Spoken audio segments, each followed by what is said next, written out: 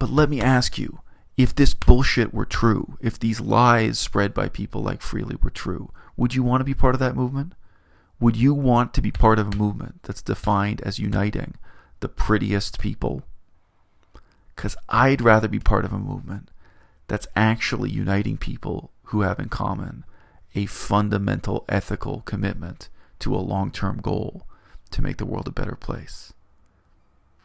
To me, that's beautiful. This year I'm going all out. A vegan Thanksgiving at our house. About to bring everything but the hog out. Think we eat nothing but grass, what you talking about? Shit, I might jump into the whip and hit Whole Foods early. Get everything to get that soul food working, like mac and cheese, the collard greens, the black eyed peas. Get a roast of that tofu turkey. Got cornbread, even got stuffing.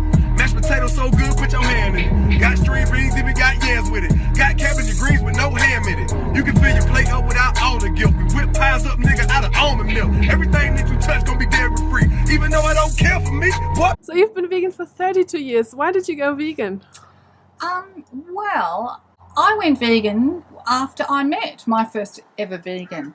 I'd been to university and been brainwashed in my veterinary science course into believing that humans had to eat animals to survive. We were told that was a necessary evil, so just get over it and eat your meat, and otherwise you're going to die. And then I met this woman in an animal liberation office, and we got talking, and she said to me, "Are you a vegan?" And I said, "What is that?" Because I'd heard the word vegetarian, but I didn't know what a vegan was. I'd never even heard the word before. And when she told me, I said, "Well, I am now." This is a really short video that makes a really simple point. I think that at the core of veganism, we all have an obligation to prove to meat eaters, to prove to our own friends and family and relatives that you can have a normal life and be vegan.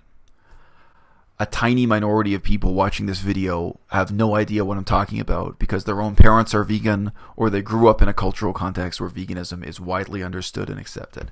But for 99% of us, there's an onus on us, there's a weight on our shoulders just to prove you can have a normal life and be vegan. You can be healthy and be vegan. All the time, people sincerely express to me doubt about whether or not they can get enough protein and be vegan, whether or not they can be healthy, where they're not just challenging you or pulling your chain, where they really doubt that it's possible. So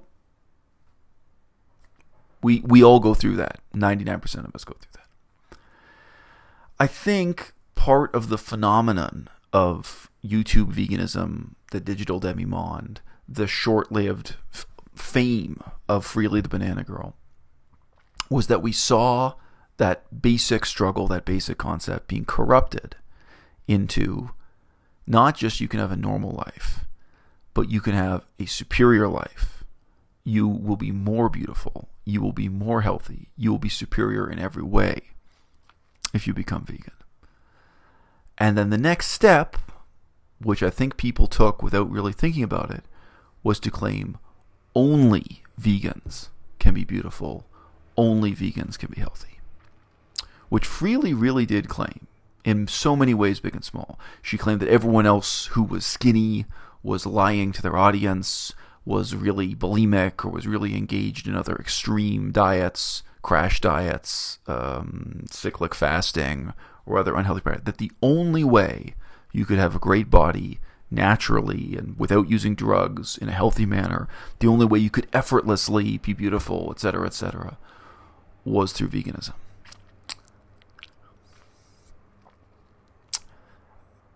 I think there's a funny parallelism in what we've seen happen in third wave feminism, right? In third wave feminism, the latest incarnation of feminism, I think we saw a similarly unexamined sequence of steps taken from the basic and uncontroversial idea of female equality into female superiority. And then there's a next step after that where only women get to speak, only women get to have an opinion. Which is not just superiority, it's not just a relative superiority, but in various contexts, it's an absolute superiority. That men aren't allowed to disagree, men aren't allowed to debate, that it's female exclusivity at this conference, at this event, etc., etc. I mean, the reality is, you know, like I feel like the real moral of the story with third wave feminism is that we have to go back and re-examine the fundamentals of first wave feminism. I think that the real moral of the story, as we've seen the conceits and the over-the-top claims about beauty and health made by Freely collapse, we have to go back and look at the fundamentals in veganism. What it was we were trying to prove in the first place. How we got this chip on our shoulder of saying we're healthy too. Because, I mean, I can relate to it. Part of the whole thing with having these bodybuilders take off their shirts and flex their muscles and show, hey, you can be vegan and be muscular. The point originally wasn't to show that vegans were superior to meat eaters. It was just to show we're not weak, we're not unhealthy. You can have a normal life too and be vegan.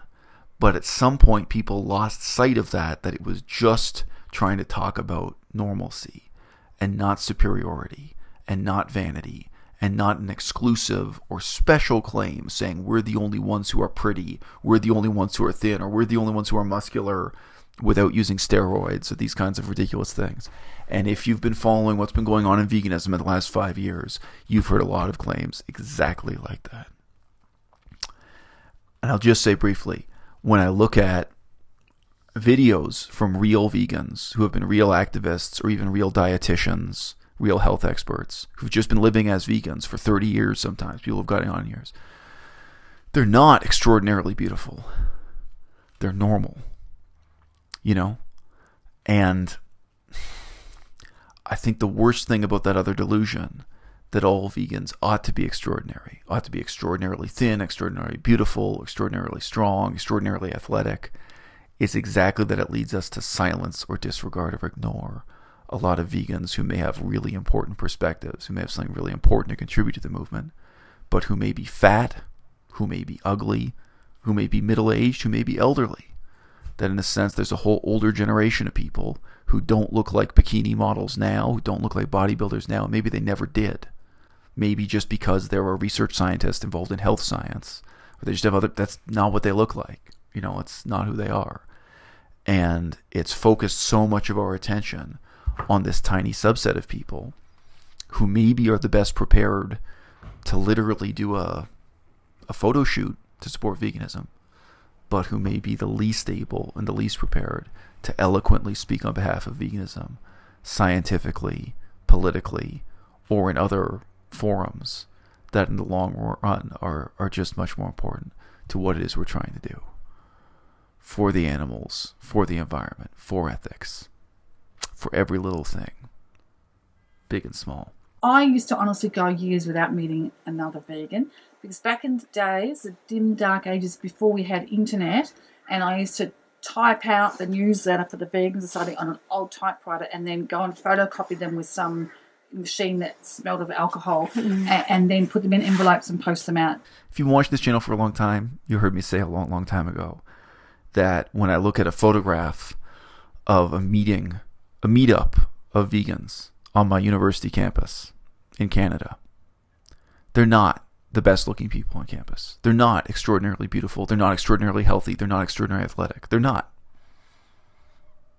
They're average, or they're a random assortment. They're just not.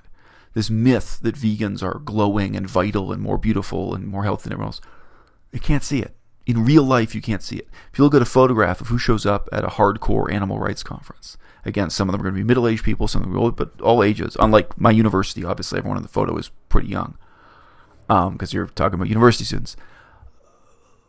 They're not the best-looking people. They're not. But let me ask you, if this bullshit were true, if these lies spread by people like Freely were true, would you want to be part of that movement? Would you want to be part of a movement that's defined as uniting the prettiest people? Because I'd rather be part of a movement that's actually uniting people who have in common a fundamental ethical commitment to a long-term goal to make the world a better place. To me, that's beautiful.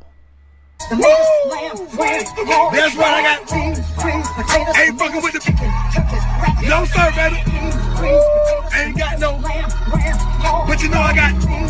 potatoes, tomatoes, no. Chicken. What you got, baby? Beans, creams, potatoes, tomatoes. Beans, creams, potatoes, tomatoes. Beans, creams, potatoes.